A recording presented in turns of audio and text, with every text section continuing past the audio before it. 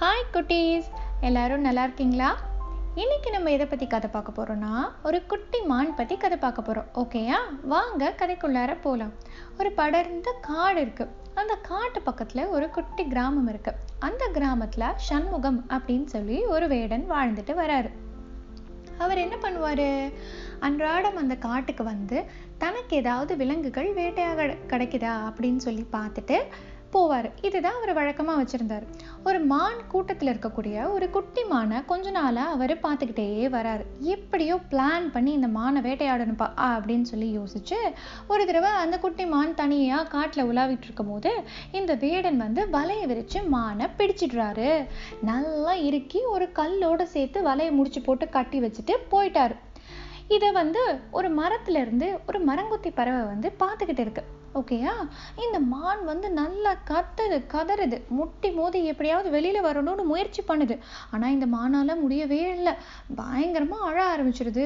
உடனே மரங்கொத்தி பறவை ஓடி வந்து மானை பார்த்துட்டு, கவலைப்படாத, உனக்கு நான் ஏதாவது உதவி பண்றேன், இரு வரேன் அப்படின்னு சொல்லி காட்டுக்குள்ளார போகுது. காட்டுக்குள்ளார நிறைய விலங்குகள் இருக்கு. கரடி, சிங்கம், புலி, யானை, ஆமை, எல்லா விலங்குகளும் இருக்கு. அவங்கவுங்க வேலையை பார்த்துக்கிட்டு இருக்காங்க. உடனே இந்த மரங்கொத்தி பறவை ஜோரா கத்துது, ஏய் விலங்குகளே, எல்லாரும் வாங்க, அங்க ஒரு மான் வந்து வலையில சிக்கிடுச்சுப்பா, யாராவது வந்து உதவி பண்றதுக்கு வாங்க, என்னால தனியா இந்த விஷயத்த பண்ண முடியாது அப்படின்னு சொல்லி கத்துது. ஆனா யாருமே வரல. ஆனா அதுல இருக்கக்கூடிய ஒரு ஆமை மட்டும் முன் வருது. உடனே ஆமை சொல்லுது, ஹே கவலைப்படாத, உனக்கு நான் வந்து உதவி பண்றேன் அப்படின்னு சொல்லிட்டு இந்த ஆமை வந்து அந்த பறவையை தொடர்ந்து இந்த மான் கட்டி இருக்கிற இடத்துக்கு வந்துடுச்சு. உடனே இந்த மரங்கொத்தி பறவை சொல்லுது, ஆமை, நீ வந்து எப்படியாவது பல்ல யூஸ் பண்ணி இந்த வலையை வந்து கடிச்சு மானை வெளியில எடுக்க முயற்சி பண்ணிக்கிட்டு, நான் போய் அந்த வேடன் வந்து என்ன பண்ணிட்டு இருக்காருன்னு பார்த்துட்டு வந்துடுறேன், வெயிட் பண்ணு அப்படின்னு சொல்லிட்டு பறந்து போகுது. இந்த பறவை போய் அந்த கிராமத்துல அந்த வேடனோட வீட்டுல போய் பார்த்தா வேடன் என்ன பண்ணிட்டு இருக்காரு, நல்லா ஆழ்ந்து தூங்கிட்டு இருக்காரு. உடனே இந்த மரங்கொத்தி பறவை அதை பார்த்தோன்னா ஜோரா மறுபடியும் ஓடி வந்து பறந்து வந்து உடனே இந்த ஆமை கிட்ட சொல்லுது, ஹே கவலைப்படாதீங்க, வேடன் தூங்கிட்டு தான் இருக்காரு, நம்ம எப்படியாவது முயற்சி பண்ணி மானை காப்பாத்திடலாம் அப்படின்னு சொல்லிட்டு ஆமையும் மரங்கொத்தி பறவையும் ரொம்ப கஷ்டப்பட்டு முயற்சி பண்ணி மானை என்ன பண்ணிட்டாங்க, வலையில இருந்து விட வச்சுட்டாங்க. 3 பேத்துக்கும் ரொம்ப சந்தோஷம். மான் வந்து கை கூப்பி ஆமைக்கு ஒரு நன்றி, மரங்கொத்திக்கும் ஒரு நன்றி சொல்லிட்டு சந்தோஷமா காட்டுக்குள்ளார தன்னோட அம்மா அப்பாவை நோக்கி போயிடுச்சு. ஓகேயா?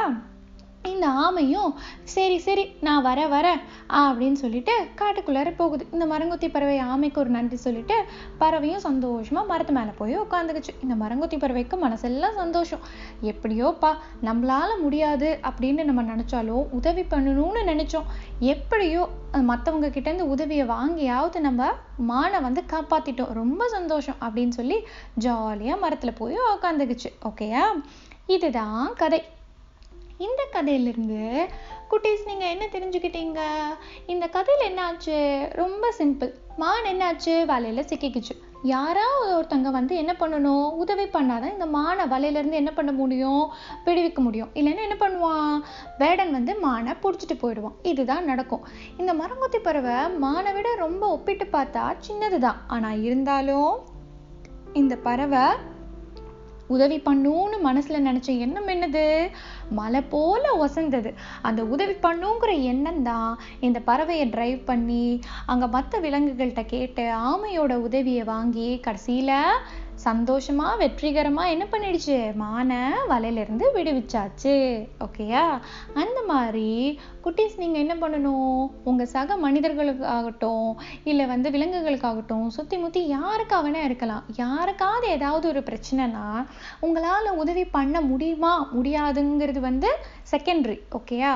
முதல்ல உதவி பண்ணுங்கிற எண்ணம் உங்க மனசுல வருது பத்தியா, அந்த எண்ணம் தான் மலை போல உயர்ந்தது குட்டீஸ். அது வந்து கடவுளுக்கு சமம். நம்ம ஒரு கோயிலுக்கு போயிட்டு கடவுளுக்கு வந்து என்ன கொடுப்போம், ஃப்ரூட்ஸு, ஃப்ளவர்ஸ் எல்லாமே கொடுத்துட்டு, அதாவது பழங்கள், பூக்கள் எல்லாமே கொடுத்துட்டு நம்ம என்ன பண்ணுவோம், கடவுளை வந்து பிரார்த்தனை பண்ணிட்டு வருவோம். அந்த அளவுக்கு ஒரு உசந்த ஒரு விஷயம் என்ன அப்படின்னு சொல்லி பார்த்தீங்கன்னா, மற்றவங்களுக்கு உதவி பண்ணுங்கிற எண்ணம் உங்க மனசுல வருது பத்தியா, அதுதான் கடவுளுக்கு நிகரான ஒரு விஷயம்.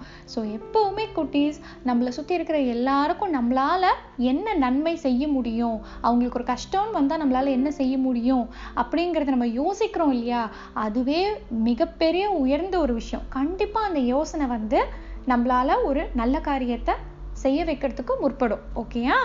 இதுதான் இன்றைய கதை. நான் மறுபடியும் வேற ஒரு கதையோட உங்க எல்லாரையும் வந்து மீட் பண்றேன். அது வரைக்கும் பாய்.